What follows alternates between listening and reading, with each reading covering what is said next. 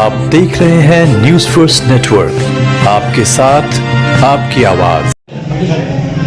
एक मिनट एक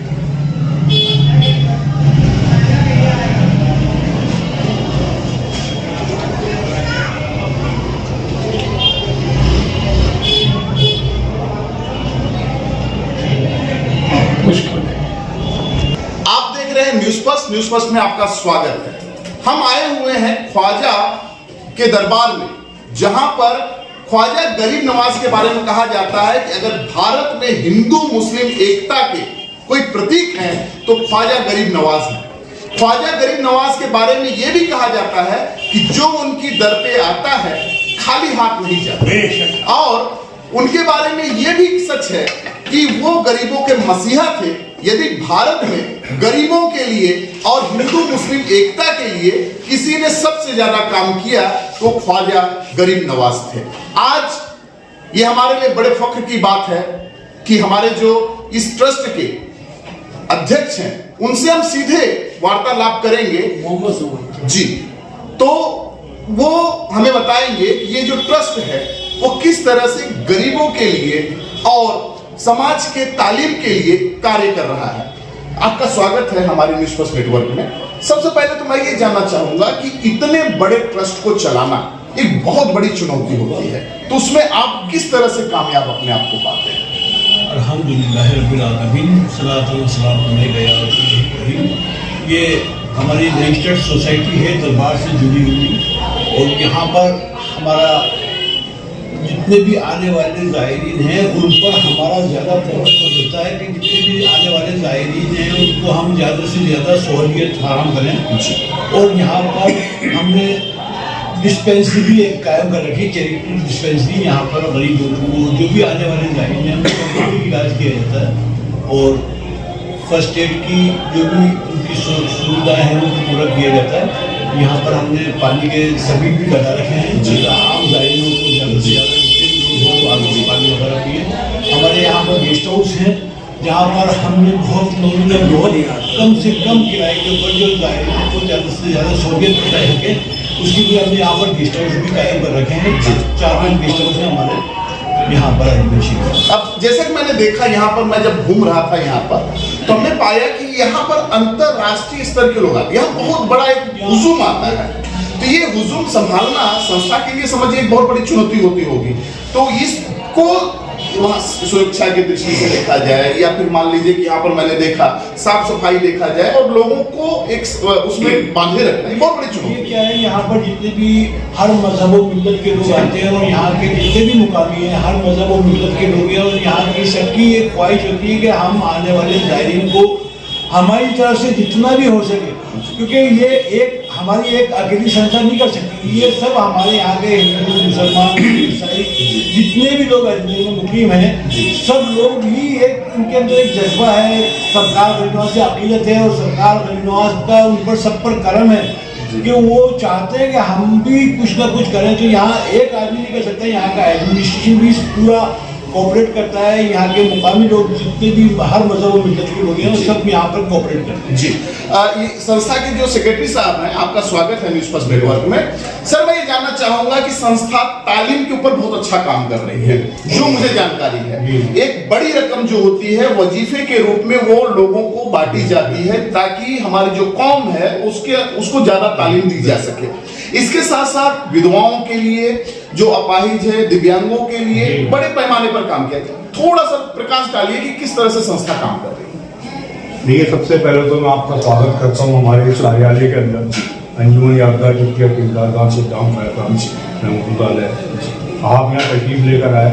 अब आपका मकसद ज़ियारत का रहा हो, सरकार रही हो, आपकी हाजिरी को कबूल फरमाए। अल्लाह तबारक तआला आपको यहाँ आने का नेक सिला अता फरमाए। अल्लाह तबारक तआला आपके तमाम मकासद में कामयाबी। जैसा कि आपने मुझसे सवाल किया कि ये संस्था शिक्षा के ऊपर छात्रवृत्ति के रूप में, स्कॉलरशिप के रूप में एक बड़ी तादाद में बच्चों की मदद करती है, बिल्कुल सही फरमाया आपने। और हमारी संस्था का उद्देश्य भी यही है, क्योंकि यहाँ दरबार शरीफ से जो भी चढ़ावे के रूप में पैसा प्राप्त होता है, सरकार गरीब नवाज के नाम से जो नजराने आते हैं, वो लोग बाग देश विदेश से यहाँ बेचते हैं, तो उसका सही इस्तेमाल होना चाहिए। और आज के दौर में शिक्षा का क्या महत्व है ये तो आपसे ज्यादा कोई जान नहीं सकता, क्योंकि मीडिया को लोकतंत्र का चौथा स्तंभ कहा जाता है। और बिल्कुल मीडिया आप लोग जानते हैं कि शिक्षा का आज के दौर में क्या महत्व है। इसलिए संस्था ने अपने इस उद्देश्य को ध्यान में रखते हुए बजट का एक बहुत बड़ा हिस्सा शिक्षा पे खर्च करने का फैसला किया हुआ है। और हर साल लगभग संस्था से जुड़े हुए या संस्था के जो बच्चे हैं उनके अलावा आउटसाइडर जितने भी हैं उनको भी जो है शिक्षा के लिए जो है सहायता की जाती है। इसके अतिरिक्त सरकार गरीब निवास के उर्स में बहुत बड़ा आयोजन होता है, अंतर्राष्ट्रीय स्तर का आयोजन होता है। इसमें देश विदेश से श्रद्धालु यहाँ उसकी रसूमात में भाग लेने के लिए आते हैं।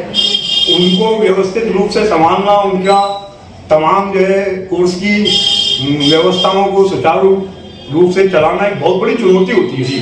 लेकिन उसके अंदर जिला प्रशासन का और दरगाह से जुड़ी दूसरी जो संस्थाएं हैं, जैसे हमारी एक संस्था हो रही है अंजुमन सैयद खुदाम ख्वाजा साहब रहमतुल्लाह अलैह दरगाह कमेटी, तो उनसे तालमेल करके इन व्यवस्था को अंजाम दिया जाता है। हमारी संस्था की ओर से उसमें आए हुए जायरीन के लिए पीने के ठंडे पानी का इंतजाम किया जाता है। और विश्राम स्थली के ऊपर विशेष रूप से जहाँ बसें आके रुकती हैं उस जायरीन के ठहरने का इंतजाम होता है। उसके अंदर उनके दोनों टाइम खाने का लंगर का एहतमाम किया जाता है, पीने के ठंडे पानी का एहतमाम किया जाता है। और यहाँ दरबार शरीफ में भी जायरीन की सहूलियात के लिए जो भी कदम उठाए जा सकते हैं हम बेहतर से बेहतर करने की कोशिश करते हैं। इसके अतिरिक्त इन व्यवस्थाओं को संभालने के लिए हम विभिन्न स्थानों पर वॉलेंटियर्स को भी वैकल्पिक तौर पर लगाते हैं ताकि जायरीन को किसी प्रकार की कोई दिक्कतें ना आए, कोई परेशानियां ना उठानी हो। लेकिन हमारा मानना है कि इतने बड़े हुजूम को संभाल पाना आपके और हमारे बस की बात नहीं, ये तो बस सरकार गरीब निवास खुद ही संभालते हैं, हमारा ये मानना है। ये उनका उर्स होता है। और ये देखा गया कि पूरा दुनिया में कोविड-19 को लेकर त्राही थी। हर आदमी अपनी जान बचाने के चक्कर में था, सब कुछ बंद हो गया था, पूरी दुनिया थम गई थी। लेकिन अल्हम्दुलिल्लाह सरकार गरीब निवास के बदस्तूर हुए, तमाम उसकी रसूमात हुई और इंशाअल्लाह आगे भी होती रहेगी।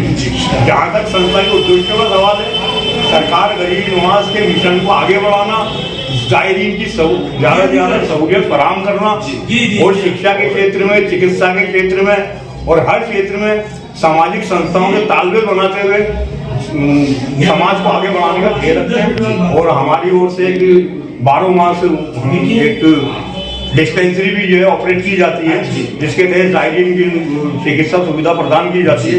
इसके अलावा शहर के मुकामी लोगों को भी जो है चिकित्सा सुविधा प्रदान की जाती है। और वक्तन फवक्तन जब भी होता है मेडिकल कैंप वगैरह लगाए जाते हैं। जरूरतमंद गरीब छात्रों को छात्रवृत्ति के अलावा उनको ड्रेस वगैरह, पढ़ने के लिए किताबें, कोर्स वगैरह और जो भी सुविधा है संस्था प्रदान कर सकती है, पढ़ने की कोशिश करती है। और आगे भी हमारा ये कार्यक्रम जारी रहेगा। अल्लाह ताला हमारे मिशन में कामयाबी अता फरमाए और ज्यादा से ज्यादा सरकार गरीब निवास के दस पर आए भी जायरीन की खिदमत अंजाम दे सके। आपके ताउन से ये सब मुमकिन हो पाएगा। अल्लाह हमारी तो कबूल मकबूल फरमाए। आमीन सुम्मा आमीन। जैसा कि आप सुन रहे थे कि यहाँ के जो कमिटी है उसके अध्यक्ष और सेक्रेटरी साहब बता रहे थे कि ये जो संस्था है पूरी तरह से दर महीने जो मजलूम है, गरीब है, जो जरूरतमंद है, उनको मदद किया जाता है और एक बड़ी रकम जो है वो समाज के भलाई के लिए खर्चा की जाती है।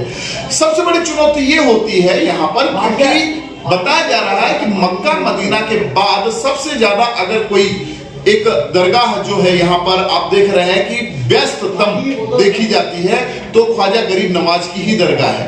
और पूरे अंतरराष्ट्रीय स्तर पे लोग यहाँ पर आते हैं जब यहाँ पर तो बहुत ही ज्यादा उनके विश्वास होता है कि यहाँ पर जो भी आएगा उसकी दुआ जो होती है वो कबूल होती है।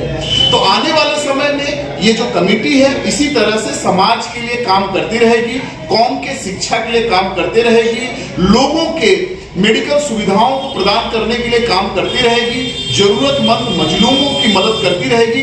इसी विश्वास के साथ हम चाहते हैं कि आप लोग इसी तरह से काम करते रहे, जनता की सेवा करते रहे, समाज का भला होते रहे, देश का नाम रोशन हो। न्यूज़ फर्स्ट नेटवर्क के लिए ओम प्रकाश मिश्रा की ये विशेष